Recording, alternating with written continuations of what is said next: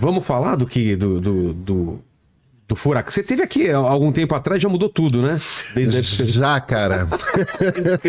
A gente tava conversando aqui antes, quero colocar o Sam também na conversa, de que a gente tá vivendo uma crise institucional. Você acredita nisso mesmo? E por que estamos vivendo uma crise institucional? O que significa isso? Bem, a gente vive numa democracia. Não é uma ditadura como está sendo dito aí. Não, isso é uma bobagem. A gente vive numa democracia e é uma democracia como a democracia brasileira sempre foi, com muitos defeitos. Exageros, tem problemas.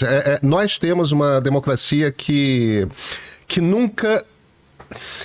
No fim das contas, uma democracia começa com uma Constituição. A Constituição dá para todos nós direitos. O Brasil nunca foi capaz de entregar para todo mundo todos os direitos que estão previstos na Constituição. E isso faz com que a nossa democracia já seja muito imperfeita. Agora, de 2013 para cá, a gente entrou numa baita de uma crise política, né? Numa crise de crença. Desde o Vem Pra Rua? Não, o Vem Pra Rua foi 2015, 2016. E 2013 o que 2013 é a turma dos Black Blocs. Verdade, Pois verdade. A gente tá com esse país conturbado, agitado, e o povo zangado nas ruas, às vezes quando vai para as ruas zangado, há algum tempo. E desde então a gente não se entende, né? Direita de um lado, de esquerda do outro, tudo mais. Agora, depois do governo Bolsonaro, o país saiu de lá ainda mais quebrado. Você para pensar, temos 3 poderes, o executivo, o legislativo e o judiciário, nenhum deles está funcionando direito. Nenhum deles está conseguindo se entender. E isso é uma coisa que a gente tinha. 15, 20 anos atrás, a gente tinha 3 poderes que se entendiam. Agora, tem uma outra questão aí, para a gente ir para o judiciário, que está fazendo esse julgamento agora, que é o seguinte: a Constituição sempre pediu uma justiça garantista. O que quer dizer uma justiça garantista? A gente pode ter uma justiça garantista ou punitivista. A justiça garantista é aquela que parte do princípio, sabe todos aqueles direitos que o cidadão tem? Direito de liberdade de expressão, direito de ir e vir, direito de fazer contrato com quem quiser. Você tem um bando de direitos que você tem garantidos pela Constituição. Toda a democracia liberal te dá esses direitos do cidadão. Uma justiça garantista é o seguinte: sabe aquele papo, todo réu é inocente até ser declarado culpado? Até que se prove o contrário. Pois é. Então, a justiça garantista é aquela que preserva os direitos do réu até o limite. Enquanto o juiz não bater o martelo dizendo culpado e não tiver nenhum tipo de recurso, você está garantindo ao máximo os direitos daquele réu. Você evita ao máximo restringir qualquer direitozinho daquele réu.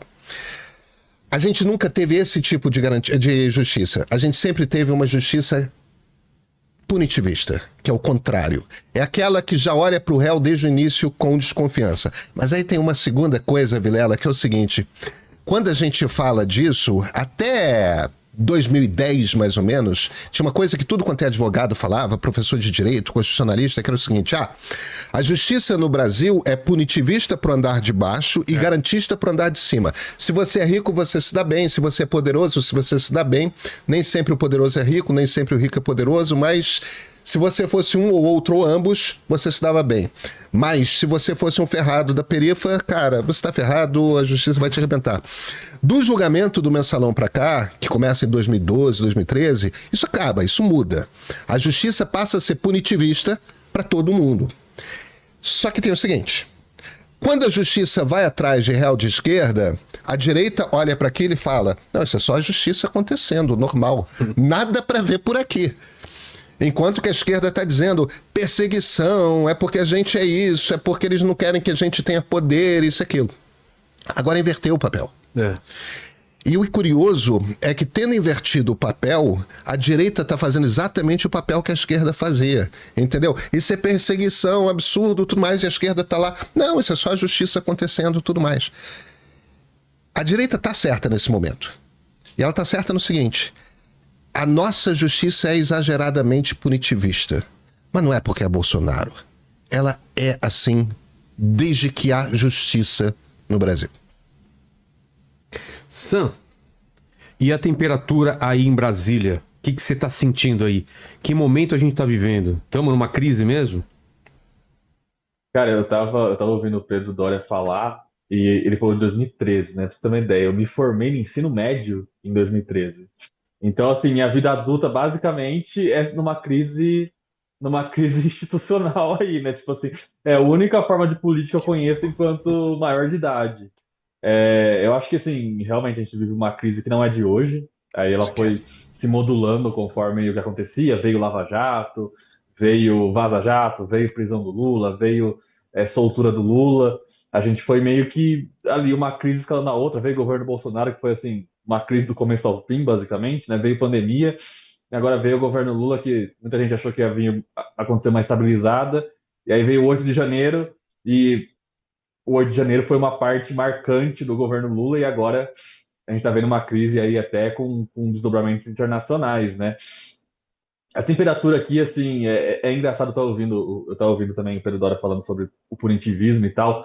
Essa semana, assim, eu acho que eu nunca ouvi tanto colega jornalista falando sobre como os direitos do ex-presidente Bolsonaro estavam sendo cerceados, assim, foi uma coisa que é um pouco raro você ouvir isso, né, de um jornalista ali atestando algo nesse sentido, porque, obviamente, é um ex-presidente que sempre teve é, ele sempre faz parte da política dele estar em atrito com a imprensa, né? Mas assim, essa semana assim, eu vi muito isso de gente que eu não esperava ouvir, inclusive. Então eu acho que o punitivismo que o Vilela, que o Pedro Dória citou aí, é só mais um exemplo de vários exemplos que a gente podia citar aqui. Mas a temperatura aqui tá assim, uma loucura. Eu vim para cá segunda de manhã e, enfim, a gente tem uma programação mínima do que a gente vai fazer, do que é interessante abordar, e foi só Bolsonaro do início ao fim do dia, assim. Eu tô falando aqui, por exemplo, é uma redação grande aqui, muita gente trabalhando, e qualquer outro assunto, mesmo que tente ser abordado ou tente ser, de alguma forma, inserido no debate público esses dias, foi atropelado por essa tsunami que começou na sexta passada, na verdade, com uma operação e colocou uma tornozeleira no ex-presidente. Olha que frase louca, né? Colocou uma tornozeleira no ex-presidente. E avançou aí na segunda-feira com reações, com. O ex-presidente ia dar uma entrevista aqui no Metrópolis, e aí a gente descobriu que ele não podia dar entrevista, e aí surgiu um despacho do Alexandre de Moraes falando que ele não podia aparecer em redes sociais de terceiros, e aí virou uma confusão, porque aí se considerou que o ex-presidente, ao falar com o jornalista na Câmara, teria descumprido a medida. Aí agora sai o nome do despacho do Moraes, que não era bem assim, porque o que descumpriu foi o Eduardo Bolsonaro postar o vídeo no perfil dele. Assim, uma confusão muito difícil de entender. Eu estava até comentando com colegas hoje, que hoje eu fiquei uma boa parte do dia ali na frente da sede do PL, que é onde o ex-presidente Bolsonaro estava trabalhando. Que eu li a decisão do Moraes e falei, cara, não entendi, eu acho que eu sou burro. Aí eu vi que, sei lá, em um canal de notícias os especialistas também não entendiam. Em outro canal de notícias, cada um tinha uma opinião. Eu falei, não é eu que sou burro, realmente tá um pouco confuso o despacho do ministro. Então, a situação continua e a gente não tem uma previsão de quando isso vai arrefecer, né? Porque o próprio ex-presidente hoje falou com a gente agora que ele não pode dar entrevista ainda, que os advogados dele estão avaliando, e agora teve até governo dos Estados Unidos entrando no meio aí, então eu acho que os próximos dias vão continuar sendo bem quentes aqui, viu, Vilela? Pedro, pode dar entrevistas, mas não pode divulgar nas redes sociais. Se alguém divulgar nas redes sociais também é punido. Como que tá? O que está acontecendo é o seguinte: o que o Alexandre de Moraes queria fazer era prender o Bolsonaro. Tá Por certo? que não prendeu? Pois é, ele não prendeu porque existe um certo receio, um certo pacto declarado ou não declarado entre os ministros do Supremo, que vamos levar até o último recurso. Porque vai acender um barril de pólvora, se for É isso. Todo mundo está querendo que esse julgamento vá até o final e só no final prenda. Mas aí tem uma diferença importante entre o Bolsonaro e os outros réus políticos de julgamentos passados, como no caso do Mensalão e da Lava Jato, que é o seguinte: tanto na Lava Jato quanto no Mensalão, os réus se comportavam. A gente não pode ignorar esse fato. O Bolsonaro tem um estilo de fazer política que é na base do conflito. Ele precisa criar um conflito, ele precisa criar uma confusão, ele precisa ter um inimigo declarado e ficar atacando aquele inimigo o tempo todo. Já foi o Lula, hoje é Alexandre de Moraes. Então eles ficam atacando. Cara, tem uma coisa que a justiça brasileira é absolutamente intransigente. Mas na confrontação entre os dois teve brincadeira. Pessoalmente, né? Bolsonaro é um covarde, não se esqueça. Ele faz isso pelas câmeras, pelas lives e tudo mais. Ele não faz isso na cara, né? Então, até para ser vice, brincando. Pois é. E todo o Brasil assistiu aquilo sabendo que um queria esganar o outro, né? Pois é, né? Aquilo lá ficou ninguém foi enganado, né? Todo mundo rindo e a galera se odiando por dentro. Né? Pois é. Então, agora, tem uma coisa que a justiça brasileira não tolera. O Felipe chegou aí. Felipe Dávila chegou. Seja bem-vindo, Felipe. É por ali. Tem uma coisa que a justiça brasileira é super intransigente, e isso em todos os níveis, que é quando você obstrui, quando o réu obstrui o andamento do processo, quando tenta interferir no andamento do processo. E aí tem um problema, que é o seguinte: quando o Eduardo vai para os Estados Unidos e fica passeando de estado em estado americano, fazendo trocentas reuniões e badalando nas redes sociais que ele está fazendo essas reuniões, aí o Bolsonaro se vira e fala que está bancando o filho lá fora e precisa de mais dinheiro para bancar, que deu $2 milhões para o filho e que vai acabar o dinheiro. Afinal de contas, esses $2 milhões qualquer um gasta muito rápido, né, Felipe? Aí quando começa, e de repente o Trump, pro susto dos Bolsonaros também, tá? Para o susto dos Bolsonaros, quando o Trump aparece com aquelas tarifas absurdas contra o Brasil, que tem superávit, é um dos raros países com superávit, em que os Estados Unidos têm superávit em relação a gente. Cara, aquilo é obviamente uma tentativa de você chantagear o país inteiro para mudar o comportamento, porque o Trump vai lá e escreve no tweet dele, que foi lá pelo True Social, né? Mas escreve lá na mensagem dele: não, estou fazendo isso porque vocês têm que mudar a maneira como vocês estão julgando o Bolsonaro. Então o Alexandre se vê numa situação que ele tem um acordo com os outros ministros em que ele não vai prender o Bolsonaro enquanto não tiver o último recurso. E aí, no entanto, o cara, mesmo que não tenha sido diretamente por causa do Eduardo Bolsonaro, o problema é que aquela coisa, o Eduardo diz que foi ele. O Paulo Figueiredo diz que foi Eduardo. O Trump diz que é por causa do Bolsonaro. Aí a justiça faz o quê? A impressão que eu tenho, e a leitura que eu tenho a impressão que boa parte das pessoas estão fazendo, é o seguinte: ele queria botar em prisão preventiva por causa de tentativa de obstrução da justiça, porque o Bolsonaro está financiando um ataque ao país para interferir no processo da justiça.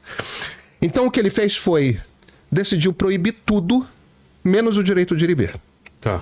Só que ele não pactuou isso com os outros ministros do Supremo. Os ministros do Supremo, por um lado, acham que a condenação que tem que acontecer. A maioria deles acha. Mas, por outro, nenhum é mais draconiano do que o Alexandre. O Alexandre pega pesado pra cacete. O tempo todo. Então tem esse desconforto constante com o Alexandre. Ninguém quer desautorizar o Alexandre em público, mas ao mesmo tempo... Então parte dessa confusão, porque de fato é extremamente confusa a ordem do Alexandre, parte dessa confusão é porque ele mesmo não sabe o que ele quer proibir. Ele não quer que use rede social. Mas aí pode dar entrevista. Mas a entrevista não pode ir para rede social. Que entrevista não vai para rede social? Grave entrevista, então, mas não vira aquela coisa que... Não, exatamente. Mas parte da confusão é por causa disso. No fim das contas, a intenção, o que o Alexandre queria ali dentro do coração dele era uma prisão preventiva. Só que ele não queria dar prisão, então ele fez a coisa que ele conseguiu ver que era mais próxima, que é essencialmente restringir quase todos os direitos, menos o de ir e vir. Ele continua livre desde que calado.